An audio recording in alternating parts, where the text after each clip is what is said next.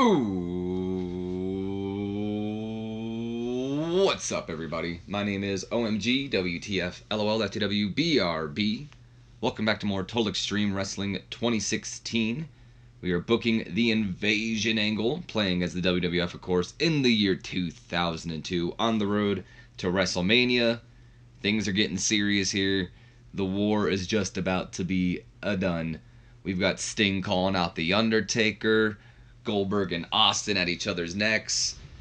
Vince McMahon still out of action because of the NWO. Rock and Triple H both want to go against Shane McMahon, but Shane McMahon, I guess, doesn't want either, and he's pretty much sending Booker T to do his dirty work. Things are heating up here in the Invasion angle. Before we get started, I want to apologize. As always, I feel like that's all I ever do to you guys for how long this has taken. I've been a little bit busy. I'm in between jobs right now. In fact, I don't think I've ever said this on the channel, but I left my old job. Wasn't feeling too appreciated there, so got out of there. I actually just had a wrestling show. In fact, I had 2 wrestling shows this past weekend. So even though I've been working on Invasion, I haven't had a lot of time this past week because I've been pretty busy with just things, you know, my wrestling and getting things ready for that. In fact, I don't know if my voice sounds any different to you guys. Usually when I go down for wrestling, I don't want to say I get a sore throat every time, but it's like I get like a little bit of a sore throat, I guess. It doesn't help that I got forearmed in the throat this time as well, but if my voice sounds different, I apologize to you guys. But without further ado, let's stop wasting time. Go ahead, jump in on the show. And what do we got here? 41 solid D rating to start off the night. This is a pre-show match, of course, so I guess it doesn't really start off the night. Nonetheless, in an abysmal pre-show match, the one, Billy Gunn, goes over easy money in 6 minutes, 19 seconds with the Famouser. Billy Gunn with a 46, Easy Money with a 24. When I went to borrow from Developmental, I did a thing where I looked up people who were good at, or decent, not good, decent at in-ring because we didn't have anybody who was good. 4 people popped up. It was Kaz Haishi, D'Lo Brown, Bull Buchanan, and Easy Money. D'Lo and Bull are both the heavyweight champions of their companies. I believe it's OVW and HWA. Kaz, I thought he was a champion. I don't believe he was, but I already borrowed Easy Money at the time, so it didn't bother me too much. Just testing out some people because I feel like post-WrestleMania, kind of what WWE does is when they call up people, that's kind of where I'm going to do post-Mania. We might start calling up some people who are promising, seeing who is the most promising people. Easy Money, you could build on that. It's nothing too special, but you also got to take his popularity into effect since we are more of a popularity-based company. Monday Night Raw opens up with a 99 A-star rating. Rock's music goes off, and out comes the People's Champion as he makes his way down to the ring. JR and King put over his upcoming match at WrestleMania against Booker T. The whole title card thing, whatever, pops up with doing the WrestleMania Rock. You know what I'm talking about. Where it's pretty much the announcement. Once in the ring and done posing, Rock takes the mic and, talks to the millions. And he goes, "Finally, The Rock has come back to Oklahoma Rose Garden Arena. But The Rock wishes he came bearing better news, because you see, for the first time ever, The Rock sat the people's strudel down." Probably not, since I used the people's strudel a little later, but whatever. "In the people's chair, and he picked up the people's remote and turned on the people's TV. And what did he see? He saw what used to be The Rock's show, Thursday Night SmackDown, turned into Thursday Night Turn the Channel. But as The Rock was about to turn the channel, he saw that slimy blue blood bastard Shane McMahon, and The Rock couldn't help but hear him say that at WrestleMania it'll be Wookie T going 1-on-1 with the Great One. And to that The Rock says, "No way! Don't think you're escaping this ass-beating Shane McMahon." We gotta pull up the handy-dandy notepad. I don't know why I said I've. You gotta watch that. Rock always talks in third person. I've been called out for that. The Rock has already bent Whoopi's son's. Let me try that again. The Rock has already bent Whoopi's son over the people's knee and spanked that behind. Now it's time for The Rock to rip that golden spoon out your mouth, turn that son bitch sideways, and stick it straight up Shane McMahon's spoiled rotten caviar ass.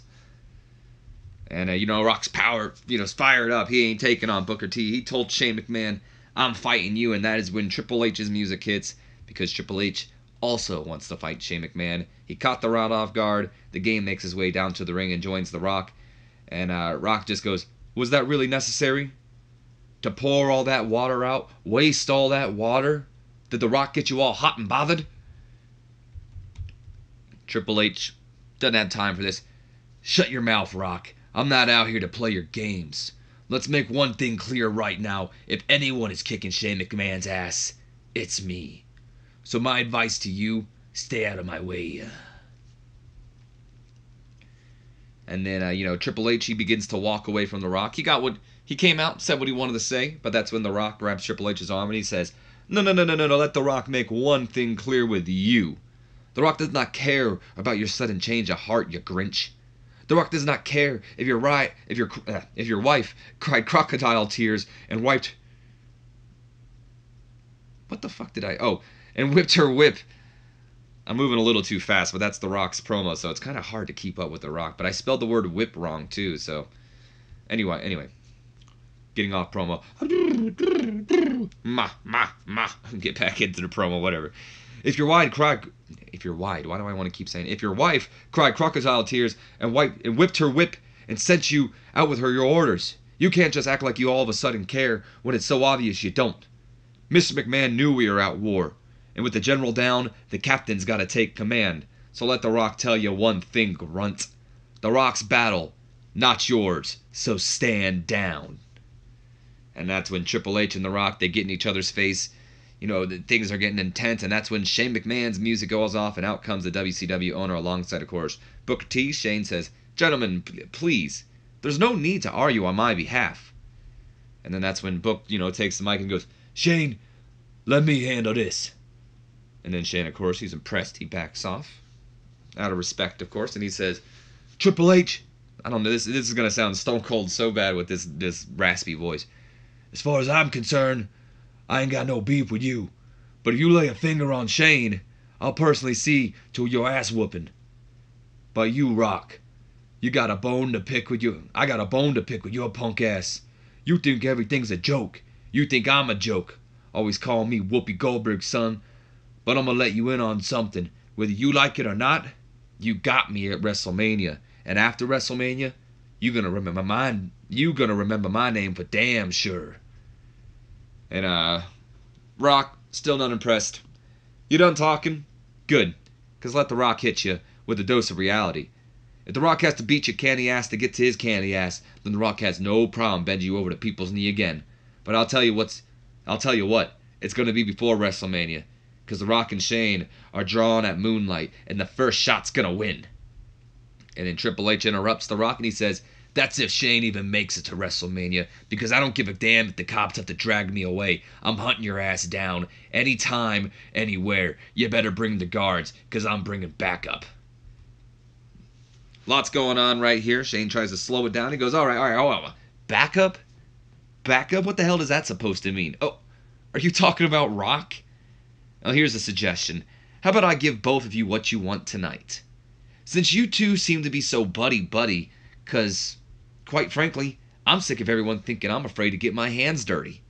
This is war, and I'm stepping on the battlefield tonight. If you boys want me, then you'll have to team up. Because tonight, in the main event, the franchise of WCW, Booker T and I, are going to lay the smackdown on both your candy asses. And then Booker interrupts, now can you dig that? And then Shane and Book say it together, sucker! Do the whole promo. And end the promo right there. Before we jump off, Vince passed psychology to both Shane and Stephanie. So there you have it. Too long, didn't listen, maybe skipped ahead. Rock and Triple H both want Shane McMahon. Rock doesn't want Booker T. He thinks it's more of a downgrade. He's already beaten Booker T. Booker T's pretty much said, you know what? You're going to have to get me either way. You're going to remember my name. Shane's sick of, everyone thinking he's afraid to get his hands dirty. So tonight, it's going to be Shane stepping in the ring for the first time to team up with Booker T to take on the team of The Rock and Triple H. Damn it. I forgot to take Stephanie off Triple H again.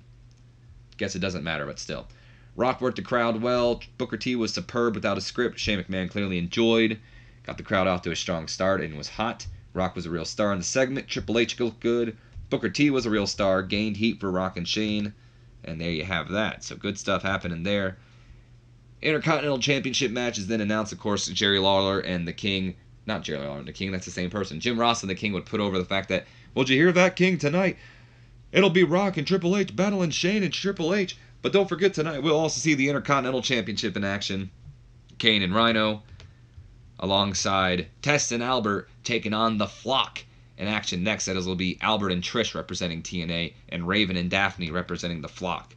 67C+ for that. Before we go into commercial break, or maybe this is after commercial break, who cares? 85B+ as Stone Cold and the WWF Intercontinental Champion Rhino arrive to the show when Michael Cole approaches them and he goes, "Stone Cold, Rhino, Michael Cole, I was wondering if I can get a moment of your time." "What? We just got here and you're already pestering us with questions? Well, Cole, if you can talk, you can walk." And that's when Michael Cole begins to walk with the dude and he says, "Okay, well, Rhino, tonight you'll defend your Intercontinental Championship against Kane, and I..." "What? Rhino's defending his title? Ain't nobody ran that by us." And then Rhino goes, "You know what? It's fine, Steve. I'll defend my title anytime, anywhere, against anyone. If Kane wants to stand in my way, then he'll be cut through with the gore. Gore. Gore." And then that's when Cole poses the question, "Well, what about Goldberg?" "What about Goldberg? Aren't you too worried at all with your recent attack on Nitro? He may come here looking for you." And then Austin puts it off to the side saying, "Goldberg is too stupid to think of a plan that complex. If he does show up, he'll just get a beat down again. Now scram, Cole." And I don't think promo 2 is them, but let me just double check. Nope. He says, "Now scram, Cole, you're giving me a headache." And that's the end of that. Austin's getting better at his gimmick. He was a real star. Rhino looked good. Good stuff all around. So this is probably before commercial break as well. 82 solid B rating here. Backstage, Albert and Trish are warming up for their upcoming match. Tag team match. That's when Test walks in and Test says, "Hey, what's up, guys? You ready to go out there and kick some ass?" And then Trish steps up. "Tonight, I finally get my hands on Daphne, and she and the rest of the world will see exactly what Stratisfaction feels right." "Well, you certainly are looking the part. Damn, girl, you've been hitting the gym." And that's when Trish, again, I don't really have to announce this. You guys can read who it is. "Yeah, Albert and I have been training, getting me ready for the title match." And Tess kind of taken aback, by the announcement that Albert's been working with her, and he's like, "Albert?"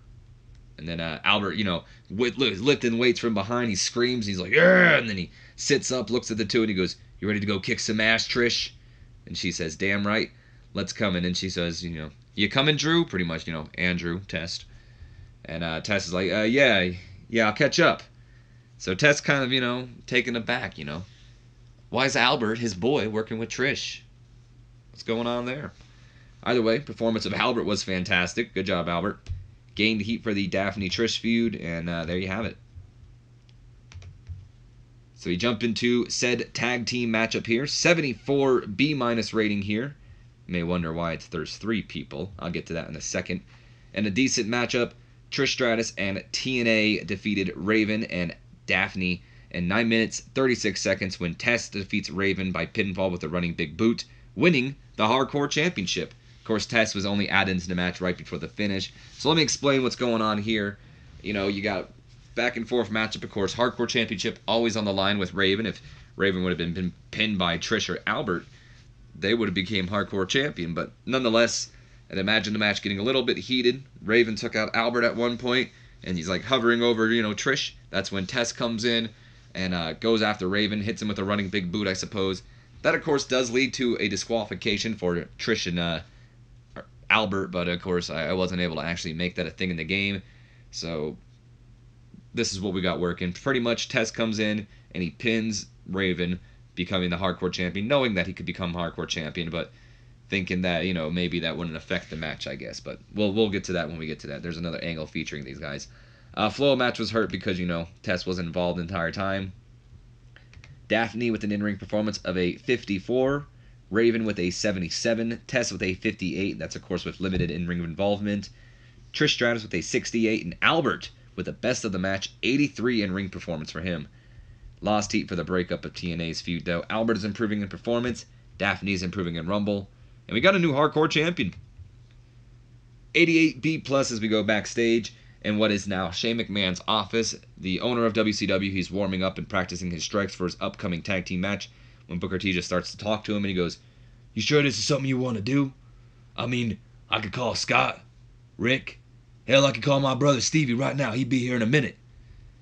And Shane just goes on, "Nah, it's okay, Book. I've got this. I appreciate it, though, but we talked about this. I knew there would be a time where I'd have to step in the ring and fight for what I want. And honestly, I'm surprised I've gone this long without having to get my hands dirty. But you've got to fight for what you believe in." And then Book's just like, "Yeah, I respect that. So what's the plan?" And then Shane just laughs and he goes, "Oh, do I have a plan for you?" And then, of course, that's when the camera pans off because we're not supposed to hear the plan. Booker T improvised well, and he came across well as well. We then go backstage to a 74 B- test. You know, he's ready to pop the wine battles after his Shock Hardcore Championship win. He's ready to celebrate, and he's like, "All right, it's party time. Champion once again." And he walks in, and of course, Albert and Trish, they don't look too happy, and Tessa's like, "What the hell is wrong with you two?" And then Trish steps up and says, "What the hell is wrong with us? What the hell is wrong with you? I told you I wanted to go out there and show everyone what I was made of. Why did you get involved in the match?"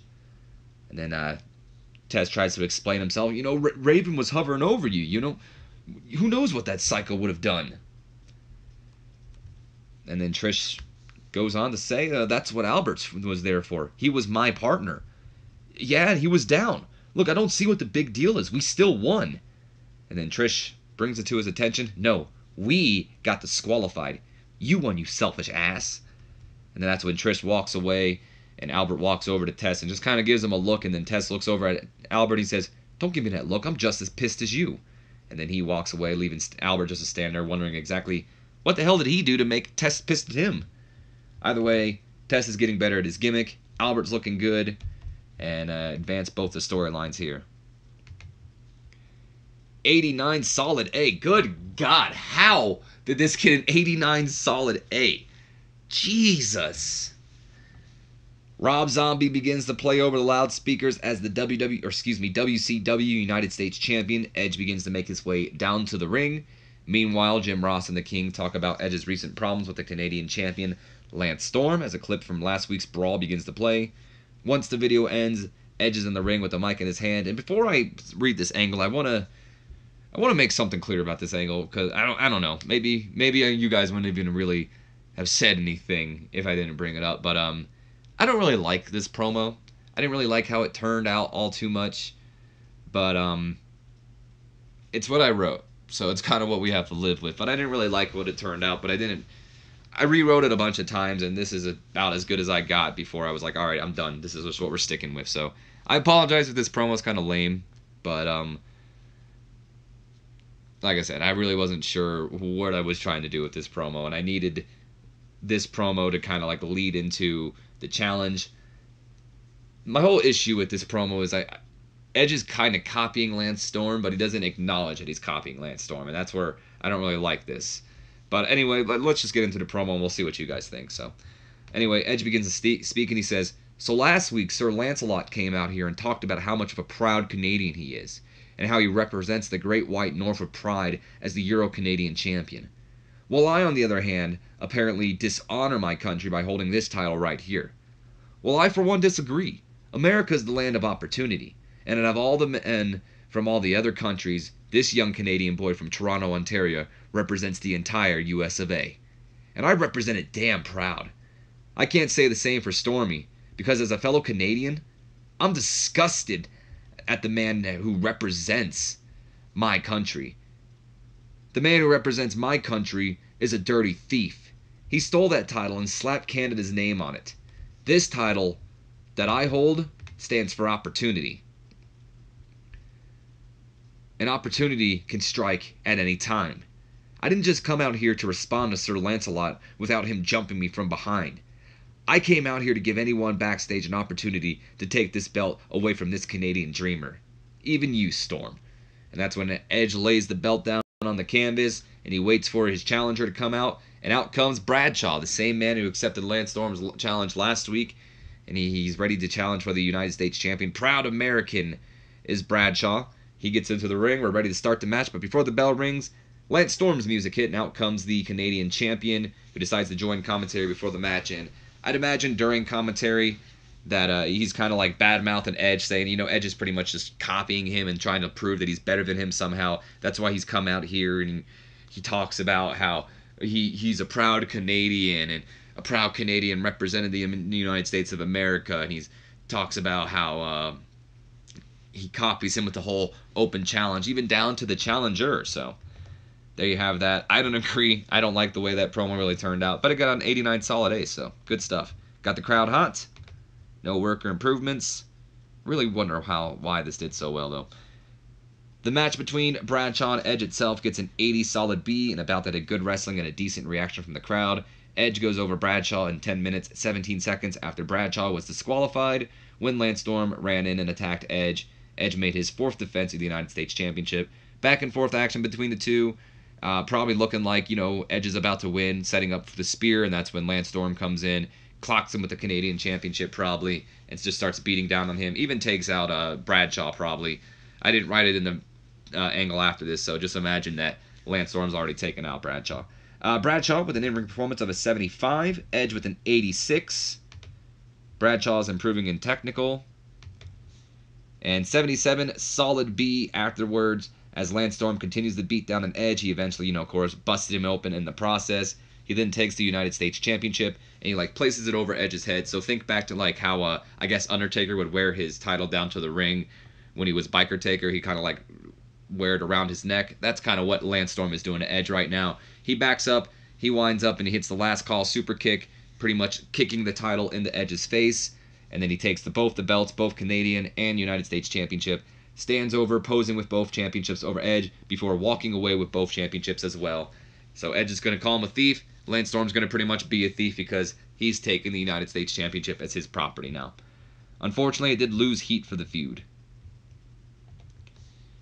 85 B+, as we're backstage, The Rock is warming up for his upcoming match, of course, when his tag team partner, Triple H, barges into the room. And Triple H begins to speak, and he says, "What the hell is your problem, Rock?" "What's The Rock's problem?" "What is your problem, barging into The Rock's locker room without even a knock? The Rock could have been buck-ass naked for all you know. You trying to see the people's strudel?" And then Triple H says, "Shut the hell up, Rock. I'm not here for your games. What do you think you're doing out there, putting your nose into my business?" Trust The Rock when he says this, but your nose is way too big for The Rock to poke into your business. If anything, you're trying to poke your giant-ass nose into The Rock's business, because The Rock promised to lay the smackdown on Shane McMahon's ass a long time ago. You can't just act like you care all of a sudden. I started caring the second this became a family matter. So just stand on the rope and watch me go to work. And Triple H walks away, and as Triple H is walking away, The Rock just shouts at him, "Yeah, whatever, go powder your nose and let The Rock show you how it's done." And there you have that. Ignore that Stephanie's there. She's not really supposed to be there, but I keep forgetting. Triple H came across well. Rock was fantastic. No worker improvements. I thought that said Triple H for some reason. 79 solid B, freestyle angle here. Nothing too special to explain as we're getting ready for the Intercontinental Championship match. We see the Big Red Machine, Kane, walking towards the ring. He see, you know, the WWF champion Undertaker standing there. They kind of give each other like a nice like approval look. You know, they don't say a word to each other, just kind of give each other a look. Taker puts his fist up, they bump knuckles, and then Kane starts walking down to the ring for his Intercontinental Championship match up here. And if you guys are wondering why Kane's getting an Intercontinental Championship match, I guess I never really explained it. My bad. I should have explained it during the announcement. That's when I kind of wanted to. The main reason why Kane's getting an IC Championship match up here is, if you remember a few weeks back, he did have an Intercontinental Championship match, and it ended in disqualification. And Kane has been on an impressive roll lately, and it's about time he gets a shot. It's also a way to kind of kickstart the feud between Kane and Rhino, because this is the start of it. So 82 solid B rating here, and about that had superb wrestling and great heat. Kane, that's right, goes over Rhino in 12 minutes 46 seconds after hitting him with the choke slam after distraction from Goldberg. That after really fucked me up there. Kane becoming the Intercontinental Champion, I believe, for the first time. So it does happen. Goldberg makes his shocking, not return, but appearance here, even as Cole admitted to it. Matches back and forth. Things are looking good. Rhino possibly setting up for the Gore, and that is when Goldberg comes running out and he goes after Stone Cold, who should have been ringside, but if he's not, it's okay. Imagine he is. So he's going after Stone Cold. He doesn't even really pay attention to Rhino. It's not like he's going after him. He goes after Stone Cold, and Stone Cold and Goldberg just start brawling all around, pretty much up and out of the arena, pretty much leaving Rhino in the ringside, or ring by himself, and turns around, gets caught in the throat, choke slam, 1, 2, 3. Kane beats Rhino and becomes the Intercontinental Champion. Kane with an in-ring performance of an 89. Rhino with a 92. Good lord. Unfortunately, no psychology here. And he started the storyline between Rhino and Kane. Goldberg and Austin advanced. Did I do the... I think I forgot to do something, guys. And if I did, we'll just have to pretend it actually went on, but definitely forgot to do something. There was supposed to be a brawl between Austin and Goldberg, but unfortunately, it slipped me mind. I mean, they just pretty much brawled out of the arena. So, there you have it. That's pretty much the end, with the Goldberg probably getting the upper hand this time, with Austin having to retreat through a vehicle. But here's our next angle. 100 A-star rating here as the Undertaker's music hits and the WWF Champion makes his way down to the ring, riding on his bike. Once in the ring, he gives Kane a look. Again, they bump fist. The new Intercontinental Champion leaves, leaving the Undertaker alone in the ring with a mic in his hands, and he says, "Well, well, well, the Stinger finally speaks." And what does he say? The same damn thing that everyone else says when they first encounter the Reaper. So I'm going to make this short and simple because baby brother and I still got to go celebrate his championship win. Sting, at WrestleMania, you step into my yard.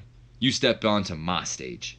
You know I don't like to brag, but 9-0 is a pretty damn impressive number. And you're damn right. I'm looking to make it 10. Or looking to make you number 10. At WrestleMania, you and the WCW will rest in peace.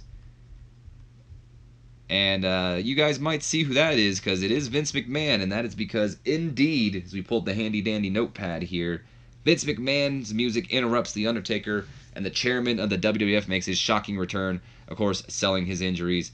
I was hoping Pat Patterson and Gerald Briscoe could be used, but unfortunately, because they can only be exclusively pushed as road agents because of contract reasons, I wasn't able to put them on screen. Just imagine they are there, though, pretty much. Once in the ring, Vince takes the mic and he goes, okay, this voice is going to suck, by the way. "Dead man, I'm sorry to have to do this in front of the entire world, but we've known each other for a long time now. And honestly, I felt it was the only way to get through to you. Sting is right. I know. But damn it, look at me, Mark. This is serious.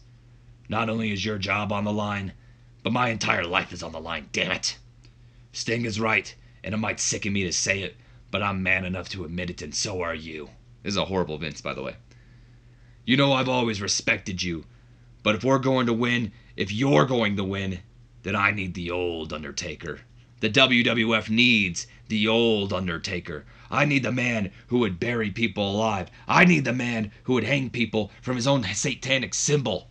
I need the man who," and that's when Taker shuts him up and grabs Vince by the throat. He brings Vince close enough so the mic can pick up what he's going to say, and that's when we pull up the other handy-dandy notepad, and Taker begins to speak in the mic, and he goes, "What you're asking me to do is to go back to a dark place I don't ever want to go back to. If you had a damn ounce of respect for me, then you'd have a little faith and watch the Reaper ride into WrestleMania bearing the WWF flag and riding into the sunset, dragging WCW's corpse behind me." And then that's when Taker tosses Vince back. He gets out of the ring, jumps on his bike, and rides away. Vince is screaming at him, "Taker, come back here! Come back here!" And that's when the Titantron shows, the Undertaker riding backstage. He rides up to Kane, new Intercontinental Champion, who's on his own motorcycle as well. The two nod at each other, and they drive out of the arena, pretty much leaving Vince and the WWF behind at the moment. And Vince is just kind of standing in the ring, not wondering what to do. So Vince makes his shocking return, and kind of like the real invasion angle where they needed the old Stone Cold, Vince needs the old Undertaker because he fears that the way things are going, it ain't gonna look good. Unfortunately, Vince's stale is getting, or Vince's stale. Vince's gimmick is getting stale, so we're gonna have to change that. But nonetheless, Sting and Undertaker's feud gained heat. Undertaker wasn't worried about Sting, but he might be now that Vince might have put some doubt in his head. Taker doesn't want to go back to a dark place. Main event time, 81, solid B rating here in an exceptional matchup. Triple H and The Rock go over Booker T and Shane McMahon in 8 minutes, 10 seconds after Shane McMahon was disqualified. When Hulk Hogan, Scott Hall, and Kevin Nash ran in, the NWO make their shocking return as well. Since No Way Out, we haven't seen these guys. Same with Vince McMahon. The NWO return and they attack both Triple H and The Rock, ending the match in disqualification. Shane McMahon was the weak link, struggling to keep up with everybody else's in-ring performance. Oh. Ooh, that could be bad. Booker T sustained a swollen calf muscle. Ooh, I hope that's not like bad enough to put him out of action. Okay. Rock had an in-ring performance of a 97, the best of the match. Triple H with a 95. Shane McMahon with a 76, worst of which we already knew. Booker T had an in-ring performance of an 87. Rock and Shane's storyline advance along with Triple H and the NWO storyline. Rock is improving in performance. And yeah, we already know about that. And then we end off the night with a 94, solid A rating here as Hogan, Hall, Nash, the NWO are here. And they continue their beatdown on the game. Triple H and the People's Champion, The Rock. Shane and a reluctant Booker T join in on the beatdown. Hogan starts slapping the two, of course, around with his belt. Kevin Nash and hits Triple H with a jackknife powerbomb at the same time that The Rock, not Triple H, it was supposed to be The Rock there, gets hit with the crucifix toss from Scott Hall. Hogan drops the leg drop on both the Stars brother. And then Booker T drags over The Rock, and Nash and Hall drag Triple H over into separate corners, allowing Shane McMahon to hit both of them with coast to coast, not at the same time, of course, that's impossible. Hits them with both to coast before, that's when they pull out the spray paint. Hogan spray paints NWO on both the backs of Rock and Triple H before spraying it in everything in sight, the ring, the turnbuckles, anything they can get their hands on, they're spraying NWO, especially over anything with the WWF logo on it. And the night ends with Hulk Hogan spray painting the camera lens pitch black pretty much until, the show goes off of air because there's nothing to see. Jerry Lawler, pretty weak, unfortunately. Deserved better color commentary. Hogan was good. Triple H came across as well. Rock was fantastic. Booker T was fantastic. Gained heat for Rock and Shane and the NWO feud. No worker improvements. We end off the show, and what do we get? 92, solid A rating here, increasing our popularity in 16 regions. So I am actually going to wait to end off this because I want to see if Booker T is out permanently, or not permanently, but out of action, or if he'll be able to work through it, and if he is out of action, if he'll be back in time for WrestleMania.